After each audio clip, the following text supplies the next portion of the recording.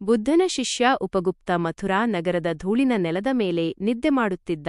ಆಗಸ್ಟ್ನ ಮೋಡದ ಆಕಾಶದಲ್ಲಿ ನಕ್ಷತ್ರಗಳೆಲ್ಲ ಮರೆಯಾಗಿ ಹೋಗಿದ್ದವು. ಹಠಾತ್ ಅವನ ಎದೆಗೆ ಕಾಲು ತಾಗಿತು. ಮಹಿಳೆಯ ದೀಪದ ಬೆಳಕು ಅವನ ಕ್ಷಮಾಶೀಲ ಕಣ್ಣುಗಳ ಮೇಲೆ ಬೀಳಿತು. ಆಕೆ ನೃತ್ಯಗಾರ್ತಿ, ಆಭರಣಗಳಿಂದ ಅಲಂಕರಿತಳು, ನೀಲಬಣ್ಣದ ಬಟ್ಟೆ ಧರಿಸಿದ್ದಳು.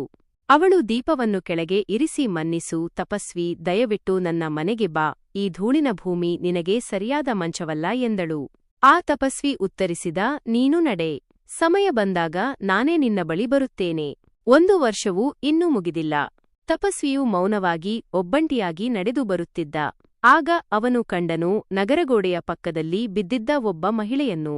ಅವಳ ದೇಹದಲ್ಲಿ ಸಿಡುಬಿನ ಕಲೆಗಳು ತುಂಬಿತ್ತಾದ್ದರಿಂದ ನೋವಿನಿಂದ ತತ್ತರಿಸುತ್ತಿದ್ದಳು.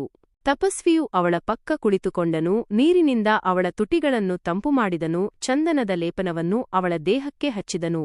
ಅವಳು ಕೇಳಿದಳು, ಯಾರು ನೀನು ದಯಾಮಯನೇ? ಸಮಯವು ಬಂದಿದೆ ನಿನ್ನ ಭೇಟಿಗೆ, ಆದ್ದರಿಂದ ನಾನು ಇಲ್ಲಿ ಇದ್ದೇನೆ ಎಂದು ಉತ್ತರಿಸಿದ ತಪಸ್ವಿಯು.